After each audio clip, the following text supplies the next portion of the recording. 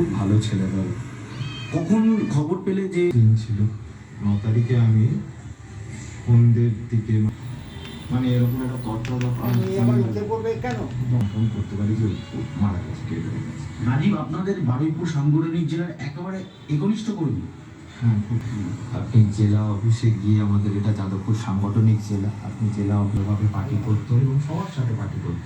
উনি খুন হয়ে যাবে এই আশঙ্কা কোনোদিন করে সাথে থাকতো, সেটা রাজনৈতিক কাজে হোক ব্যক্তিগত কাজে হোক, তো ওটি খুন হয়ে যাবে এই আশঙ্কা করেছিলেন কোন?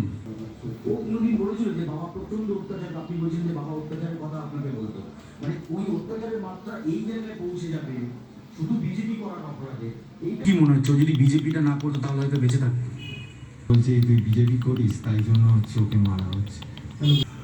এবং রাজনৈতিক আদালত তো থাকবেই, এটি ভাবে সেহেতু পার্টি এই ব্যাপারটা পার্টির ঊর্ধ্বতন কর্তৃপক্ষের কাছে আমরা জানিয়েছি এবং পার্টি এই ব্যাপারটা দেখছি।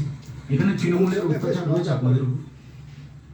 যে একজন বিরোধী পার্টি করলে যে জিনিসটা আছেন আপনারা তো দেখতেই পাচ্ছেন। গত লোকসভায় এই ভয় দেখানো, থ্রেট দেওয়া এগুলো অব্যাহত রয়েছে। লোকসভাতে কিন্তু বাকি ভোটের আগেই দেখছেন কি ওই দেখো ওর পেছনে লেগে এসে ওখানে বসে পড়ছে, দেখো। আচ্ছা, আমাকে একটা জিনিস বলুন যে এই রাজীব খুন হয়ে যাওয়ার গুলি না হওয়া, তার উপর অত্যাচার করা, খেতে না দেওয়া। খেতে না দেওয়া বলতেও বাইরে খেতো, আমি আপনাকে যেটা বলবো বাড়িতে বাড়িতে আসলে বা অন্য জায়গায় এই ব্যাপারটা আমি পার্টির এতেও জেলা অফিসেও জানিয়েছি।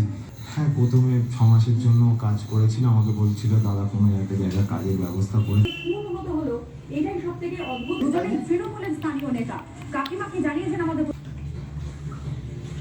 ভালো ছিল, চোখে দাঁড়িয়েছে কষ্ট। কোথাও মুখে দাঁড়ালো তার জীবন, কারণ বাবা হয়ে দাঁড়ালো তারই পরিবারের সদস্য।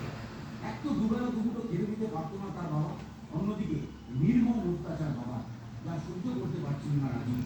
আর তার বাবাই কি অপরাধ ছিল, কেন এরকম চরম পরিণতি হলো, তার পেছনে ঠিক কি কারণ, তার যেমন অনুসন্ধান করতে হবে, একইভাবে খালি পেট ইচ্ছে এবং একমাত্র তার লক্ষ্য ছিল, সেই লক্ষ্য কোথাও লক্ষ্যভ্রষ্ট হয়ে গেল। ক্যামেরা শম্ভুনাথ পালের সাথে অনুপম পাল। সেদিন থেকে দেওয়াল লিখনে হাতে করে রাজীবের বাবার প্রবল আপত্তি সত্ত্বেও দেওয়াল লিখন করা হয়।